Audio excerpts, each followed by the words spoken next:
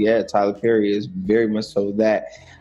Many people have a lot of things to say about him, but I think that comes with greatness. I'm a big fan of LeBron James, and I'm often arguing, as I see with all the Jordans in the background, and he's the greatest. And LeBron's book is yet to be finished, but both of them are great. And I think with greatness comes a lot of ridicule and just cule, and like a lot of just people saying all the things they say, but the people don't sit there and look at what they've positively done.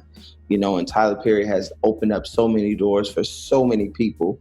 People are able to feed their families well, to live a blessed life, myself included, getting opportunities that I wouldn't ever have. He was the first person to provide me with the leading role in a show. He's responsible for Idris Elba's career, Taraji P. Henson, so many people. And then he looks at the underdog. I believe he gives the underdog a chance. And me and you was discussing this before. And he has an example of how to build an empire. He wasn't popular. Everybody wasn't looking for him and willing to put their money and their resources in him and believe in him as they have some other people. And he took with nothing and built something so special to have his own movie studio. And it's only a few movie studios we can count. Paramount, Warner Brothers, Sony, Tyler Perry Studios. You know what I mean? Like it's not even that many studios that exist.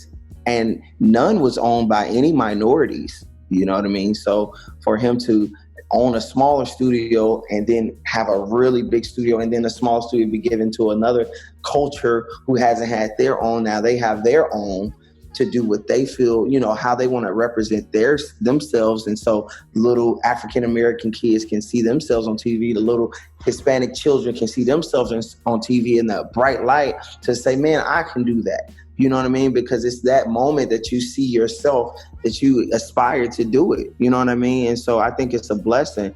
And, I'm so inspired to work with him and so inspired to work so closely with somebody who's doing something that I aspire to do. I thanked him because I said, thank you for believing in your dreams that mine can, could come true, because this is what I've dreamed to do, to be a lead in a show and to be able to be, watching Martin and watching the Jeffersons and watching all these great sitcoms, being able to just create in the moment. And he's allowed me that space to do so. So I'm, grateful and in debt to him in my career for sure, for just providing me that opportunity. So yeah, man, I can't stop saying enough about him. And it's just it's not something, it's just who he is. You know what I mean? He don't walk around like, yeah, it's just what he's doing for everybody. Like, oh, okay, come here and work, do your thing. And he's on to the next, it's just who he is. He ain't looking for no thank you. He's like, come just do your job. And you like, man, this is a blessing. You know what I mean? Just come work hard. Just like I got to mine and you'll get to yours. You know what I mean? Like that's his mentality. I'm grateful for that. It's a dramedy. Yeah, Bruh is a show about four college buddies that grow up and fall into their careers. My character is not so successful. He dropped or got kicked out of college. Where my other three friends, there's four of us, one went to be a doctor, one went to be a lawyer, and one went to be an architect. And they pretty much helping me, funding my ideas, trying to help me along the way get on my feet. I still live at home with my mother. She doesn't believe in me. She's got that love-hate relationship where she loves me because I'm her son, but, she's disappointed at how I am. And she tough love all the way around from her.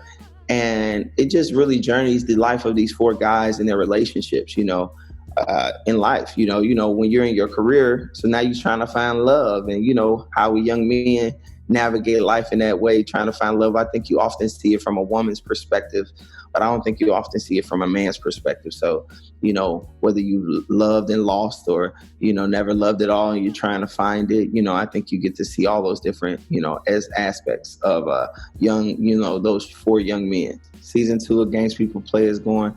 Again, shout out to them and all the people that Tracy Edmonds is the executive producer. Vanessa Middleton is the showrunner and the writer. And just believing in me, that was my first television opportunity. And it was just so rewarding to work with you know, everybody on that cast to prepare me to take the leading role in Bruh. You know what I mean? So I'm excited to get back in there, and all the cast that worked with us on that show. It was just an amazing environment. It was an amazing opportunity. I got to play somebody I never could play. I play a nerd. I play an IT guy. You know, I wear my glasses, and I got a girlfriend in the show and navigating that. And it was a really dope opportunity. So I'm very excited to see where we go with season 2. I'm waiting to see how that navigates. So hopefully the world opens up soon so we can get to filming that.